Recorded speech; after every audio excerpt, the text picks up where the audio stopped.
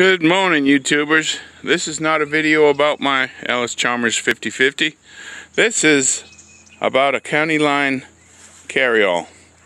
I just redid the wood on my, I guess I had this for about 5 years now. It was one of the first implements I had.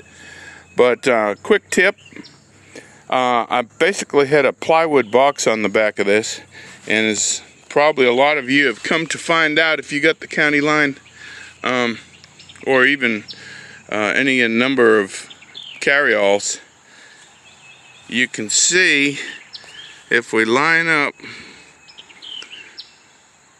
there's just enough wood there to block the attachment of the 3-point hitch. Also,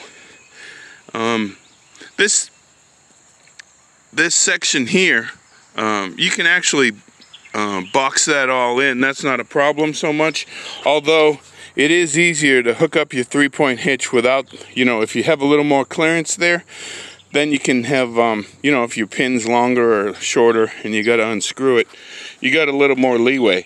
But the thing was, with this particular, if you can see, when you come across here,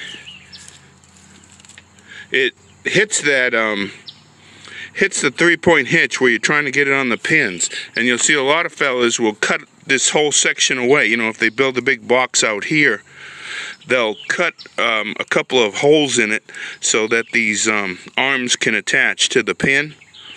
And what I did basically, once I got all this, you can see all that scrap is torn up, but what a lot of guys will do is they'll put a extension in there.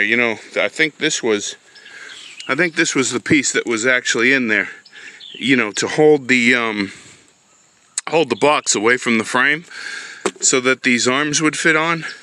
So I changed that around and made it so that the arms have some clearance here.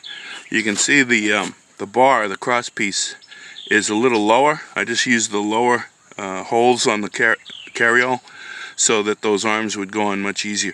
The other thing I did was I left this whole section, this whole corner section open. The box used to completely encase that area, and I got a lot of mud and rust under there. So basically what I did, I got my carriage bolts, I had some pressure treated lumber, and one other tip is, I know it's very tempting to enlarge the box area. You'll see some guys with boxes out to here. They got brooms and shovels and chainsaws hooked up to it. I found, well, for my own particular preference, this plywood was getting all chewed up, because with the water in my tires, this Allis-Chalmers 5050, I think it's about 5,000–6,000 pounds with the water filled tires, and backing up, turning, that plywood was no match for the weight of the tractor, and it would just tear and gouge and pull and rip.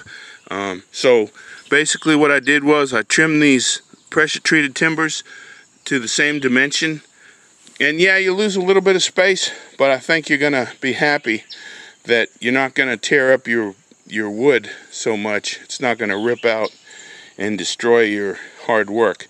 So while this is kind of minimalist right here, I think it's gonna last longer and treat me better, be easier to take on and off with the area that the arms are going to be able to slide in easier. So just a few tips. You can use those if you want, or build as big a box as you want, but just be cautious, because those big boxes do get beat up and torn up a lot easier. Alright guys, have a good one. Take care.